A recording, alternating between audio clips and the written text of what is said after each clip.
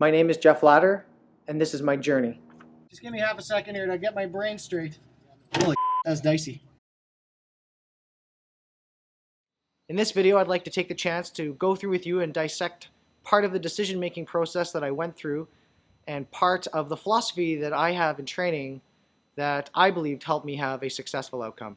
The training flight was very typical of our training flights that we fly on a regular basis. Departed the Abbotsford Airport, headed east to a designated practice area where aerobatics can be flown at altitude, and then we were working on the Yak 50 high show for the future.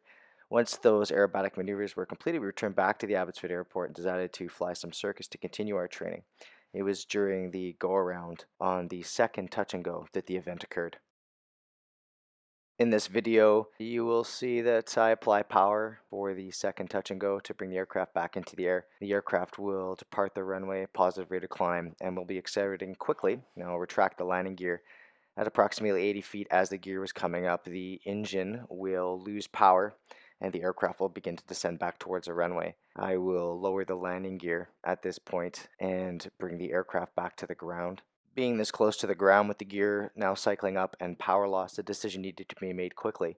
I immediately looked at the airspeed and realized that I had excess energy, which would allow me to lower the gear, allow the gear to extend, and then land the aircraft. Additionally, I also knew, based on where I was on the airport environment, that I had 2,500 feet remaining of runway to bring the aircraft to a stop, and that played in the decision to land with the gear down as well. In this video, you will see that I immediately lower the landing gear, and you'll be able to hear the engine surging as I slow the aircraft to a 3-point landing in the remaining runway available, but the engine is not producing power. And the aircraft lands, you'll also be able to hear the engine misfiring during the rollout phase. Once the aircraft was on the ground and recognizing that there was runway available, I elected to use light to moderate braking instead of being hard on the brakes. This is of course to prevent a nose over or to create a condition that would allow a ground loop by bringing the aircraft to a moderate to light braking stop, and then I was able to assess whether an evacuation was required. Once stopped, I assessed that there was not an immediate need to evacuate the aircraft. The crash fire rescue as well as airport service vehicles were en route. I let the tower know that I was shutting down the aircraft and then exited the aircraft. As a secondary note, had there been more altitude, I would have elected to open the canopy, or more importantly, if we would have been forced to land the aircraft off field or off airport, then I would land with the gear up and the canopy open. And the reason to land with the canopy open off field is to prevent the risk of being trapped inside the aircraft and making it easier to evacuate the aircraft.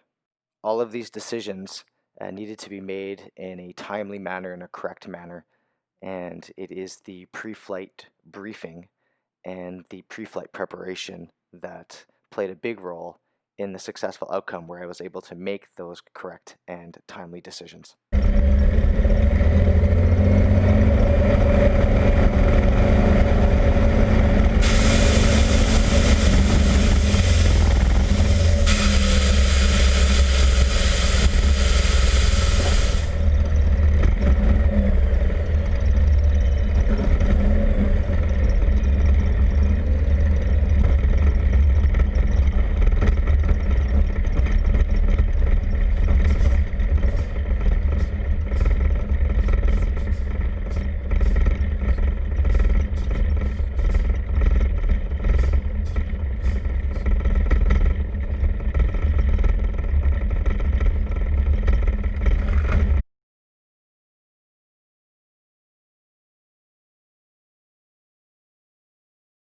Here we are, just 42 minutes prior to that event. I'm in the aircraft. It doesn't matter whether I'm in the 737 or the Yak 50.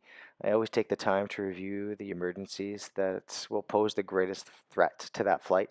In this exact example, I'm currently going through an engine failure close to the ground. I review an engine failure at altitude. I review the bailout procedure, and then I pick one other emergency to review for that flight. It's an important part of my process to go through that visualization and to go through that self-talk. So that in the end I'll have the emotional control that will allow me to make that appropriate decision in an appropriate time frame. As you can see from the video you just watched, there were many factors that led to a successful outcome during that situation. Some of those were external factors, such as the location at which that engine failure happened and the runway length remaining that I had the opportunity to land on. Some of those other factors that are equally as important during this were my preparation before flight and the methodology and the system that I go through so that I am ready for these emergencies. For myself, I've always used the GVSE, which is goal setting, visualization, self-talk, and emotional control. I also approach every flight in the same manner with the plan, brief, execute, and debrief model.